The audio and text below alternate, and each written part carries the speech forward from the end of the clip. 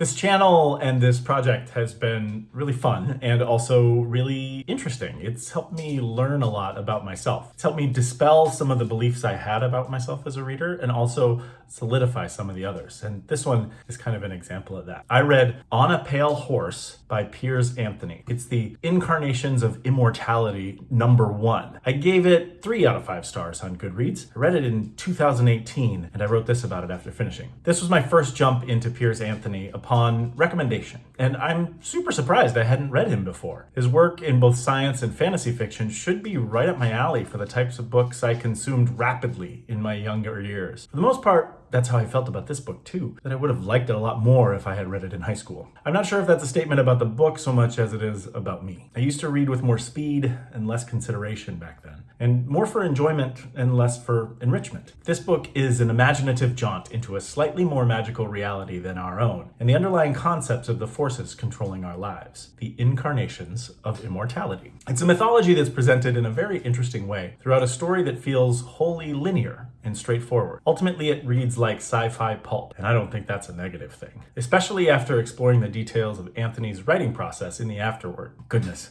he is prolific, and that afterword truly is a treat. I think if you consume fantasy fiction with a similar fervor to how he writes, then this book and its series will be a perfect fit for your queue. I still haven't decided if I'm going to partake in the other books of this series, and my ambivalence here is a massive compliment because I don't particularly enjoy series work. Anthony did a great job of creating a standalone piece in this one that doesn't let you down in the end, while keeping you curious about the next steps, without making you feel manipulated by a cheap cliffhanger. My TBR list is long, but I'll definitely return to these books if I'm looking for a simple, innovative tale through some of my favorite fantasy topics about life and death and the mythology that lies within our everydays. I haven't added any additional Piers Anthony books or ones from the Incarnations of Immortality, but in general, it was a fantastic recommendation and, again, right up my alley for the types of fiction that I enjoy. When I talked in the intro about the things that I'm dispelling about my beliefs about myself as a reader, I was talking about that concept that I have thought that I was always a slow reader, but really I've learned that I've just kind of felt obligated to finish books that I don't like.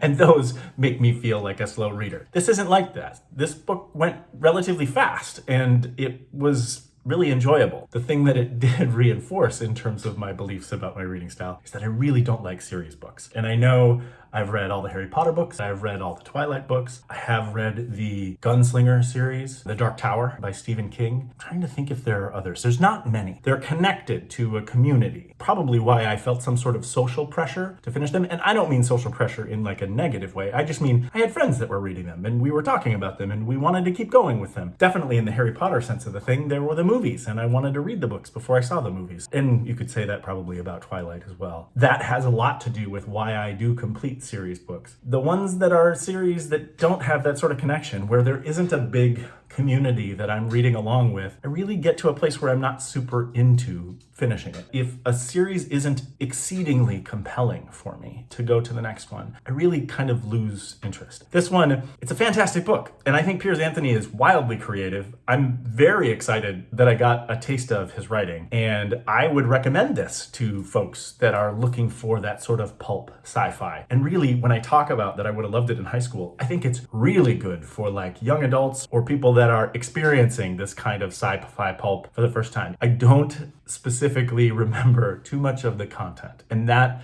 I think is part of the piece of it being pulp as well. And maybe if I went through and read the other books in the Incarnations of Immortality, I would have had a more lasting memory of this. But even back to 2018, just 7 years ago, it was just a pleasant fiction read in the middle of everything for me. So this one, again, it's called On a Pale Horse. It's book 1 of the Incarnations of Immortality by Piers Anthony. I read it in 2018 and I gave it 3 out of 5 stars on Goodreads. Till next.